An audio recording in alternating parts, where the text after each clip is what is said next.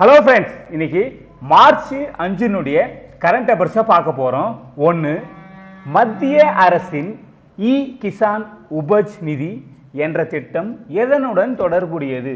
இதுக்கு சரியான answer option D, விவசாயிகளுக்கு கடன் வழங்குதல். ஸோ இதனுடன் தொடர்புடையது. விவசாயிகளுக்கு இப்போ கடன் கொடுக்கணும். எப்படி? நிலத்தை வச்சு கொடுப்பாங்க, இல்லை நகையை வச்சு கொடுப்பாங்க. உங்களுக்கே தெரியும், பேங்க்கில் வந்து பார்த்தீங்கன்னா. ஆனால் அதுக்கு வந்து நீங்கள் நிலம் வச்சுருக்கணும். ஓகேவா? ஸோ அது இல்லாமல் இப்போ வந்து நீங்கள் ஒரு பயிர் போட்டுட்டீங்க. சப்போஸ் கரும்பு நீங்கள் பண்ணிட்டீங்க, ஒரு ஏக்கரில் பண்ணிட்டீங்க. கரும்பு விட்டுருங்க, ஏன்னா கரும்பு வந்து இதில் வராது. ஏன் அப்படின்னு பார்த்தீங்கன்னா, நெல் இப்போ நீங்கள் வந்து இது பண்ணிட்டீங்க. இந்த நெல்லை வந்து நீங்கள் பயிர் பண்ணிவிட்டு இதை எடுத்து போய் நீங்கள் கிடங்குல, அதாவது சேமிப்பு கிடங்குல எடுத்து போய் சேகரிக்கிறீங்க, அது விற்கிற வரையும். ஓகேங்களா? ஸோ அப்போ வந்து பார்த்தீங்கன்னா, இப்போ வந்து ஒரு 1000 கிலோ நெல் நீ சேர்த்து வச்சுக்கலாம். அதுக்கேற்ற கடனை வந்து நீங்கள் அந்த சேமிப்பு கிடங்கு எந்த பேங்கோட இணைஞ்சிருக்கோ அந்த பேங்க் வந்து உங்களுக்கு கடனை வழங்கும். சப்போஸ் 1000 கேஜி வந்து பார்த்தீங்கன்னா, 1000 கேஜி ஒரு 10 லட்ச ரூபா போகுதுன்னா, உங்களுக்கு அதில் பாதி ஒரு 5 லட்சத்துக்கு உங்களுக்கு வந்து கடன் கொடுப்பாங்க. ஓகேங்களா? ஸோ இது வந்து 7% வட்டி அப்படின்னு சொல்கிறாங்க. ஆனால் இந்த சேமிப்பு கிடங்கு மத்திய அரசால் அங்கீகரிக்கப்பட்டிருக்கணும்.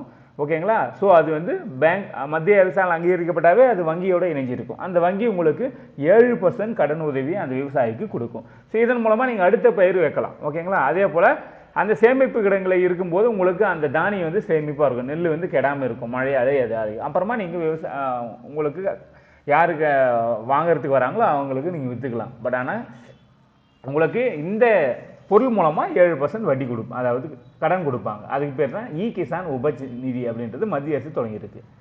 ரெண்டாவது, பிரதமர் மோடி அவர்கள் திறந்து வைத்துள்ள இந்தியாவின் முதல் வேக ஈநூலை எந்த மாநிலத்தில் அமைந்துள்ளது?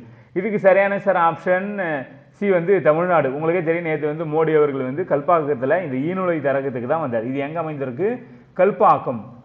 கல்பாக்கத்தில் தான் அமைந்துள்ளது. அதாவது ஈநூலை அப்படின்றது ஒரு வேக ஈநூலை. இதனுடைய முக்கிய நோக்கம் தான் ஒன்று, இதில் வந்து கழிவு வந்து கம்மியாக இருக்கும், அணுக்கழிவுகள் வந்து கம்மியாக இருக்கும்.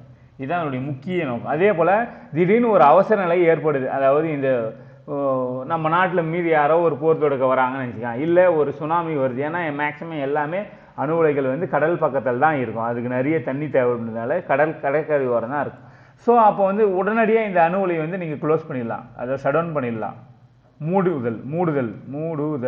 இப்போ நம்ம அணு உலையை ஒன்ஸ் ஸ்டார்ட் பண்ணோமா அதில் மூடுறதெல்லாம் மூட முடியாது. பட் ஆனால் இந்த ஈநூலையை வந்து நம்ம உடனே ஸ்டாப் பண்ணிடலாம். ஸோ அதனுடைய இதுதான் என்னுடைய முக்கிய நோக்கம். கழிவு வந்து அதிகமாக இருக்காது, அணுக்கழிவுகளே இருக்காது, ப்ளஸ் எப்போனாலும் இதை நீங்கள் வந்து மூடிக்கலாம். இதான் என்னுடைய முக்கிய நோக்கம். ஸோ இது வந்து பார்த்தீங்கன்னா ஃபஸ்ட்டு வந்து ரஷ்யா தாங்க இதை வந்து ஃபஸ்ட்டு ஆரம்பிச்சது. ரஷ்யா நாடு தான் 1986 வந்து பார்த்தீங்கன்னா இது வந்து ஸ்டார்ட் பண்ணிட்டாங்க ரஷ்யா. ஓகேங்களா? ஸோ நம்ம வந்து பார்த்தீங்கன்னா இப்போது இதை வந்து ஸ்டார்ட் பண்ணியிருக்கோம். இதை வந்து ஜப்பானு, அமெரிக்கா, பிரான்ஸ் இதெல்லாம் ட்ரை பண்ணாங்க, இந்த கண்ட்ரியெல்லாம் ட்ரை பண்ணாங்க. பட் ஆனால் தோல்வி அடைஞ்சிச்சு. இப்போ நம்ம வந்து இதை ட்ரை பண்ண போகிறோம். நம்ம வந்து இதுக்கான சட்டத்தை வந்து 2003 வந்து நம்ம போட்டோம். பாரதிய நபியாவிக் நிகாம் லிமிடெட் அப்படின்னு சொல்லிட்டு ஆரம்பித்தோம். பட் ஆனால் அதை அப்படியே கிடப்பில் போட்டாங்க. இப்போ தான் இதை ஆரம்பிச்சிருக்காங்க. நல்லா புரிஞ்சுங்க, உலகத்திலேயே முதல் வேக ஈநூலே ரஷ்யா தான் ஆரம்பிச்சது ஃபஸ்ட்டு. அப்புறமா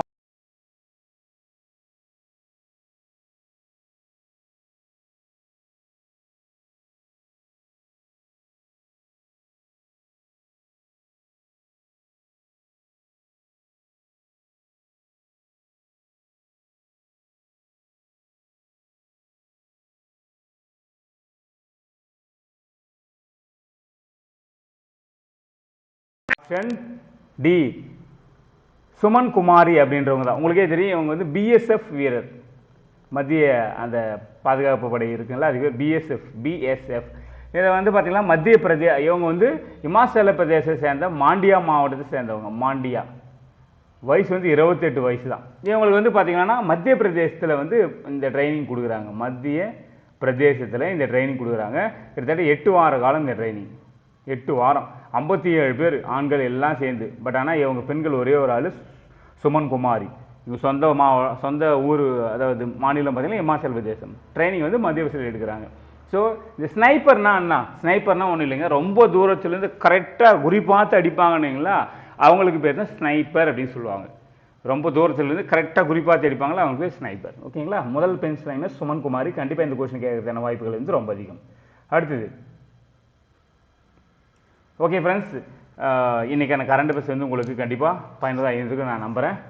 மீண்டும் நம்ம நாளைக்கு இதே மாதிரியான கரண்ட் அஃபேர்ஸ் பார்க்கலாமா?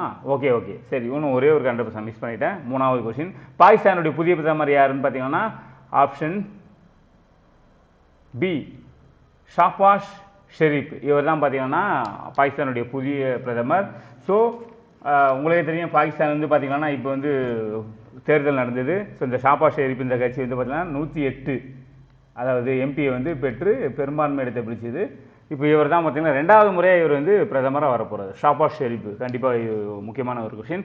ஸோ இன்றைக்கான கரண்ட் அஃபேர்ஸ் உங்களுக்கு பயனுள்ளதாக இருந்திருக்கான்னு நம்புறேன். இன்றைக்கி பார்த்தது 2 கொஸ்டின். நீங்கள் முடிஞ்சால் கீழே கமெண்ட்டில் டைப் பண்ணலாம். ஒன்று, அதாவது இந்தியாவுடைய முதல் பெண் ஸ்மைப்பர் யார்? 2வது, கிசான் உபஜ் நிதி அப்படின்ற அந்த திட்டம் வந்து பார்த்தீங்கன்னா எதனுடன் தொடர்புது? 3வது கொஸ்டின் கூட நான் கேட்குறேன், நீங்கள் முடிஞ்சால் கீழே கொண்டு கமெண்ட்டில் பண்ணலாம். அதாவது இந்தியாவுடைய முதல் நுழை எந்த மாநிலத்தில் அமைக்கப்படுது? இந்த 3 கொஸ்டின் ஆன்சர் நீங்கள் முடிஞ்சால் கீழே கமெண்ட்டில் பண்ணுங்க. மீண்டும் நம்ம நாளைக்கு இதே மாதிரி கண்டர்ஸில் பார்க்கலாம். ஓகே ஃப்ரெண்ட்ஸ், தேங்க்யூ, பாய்.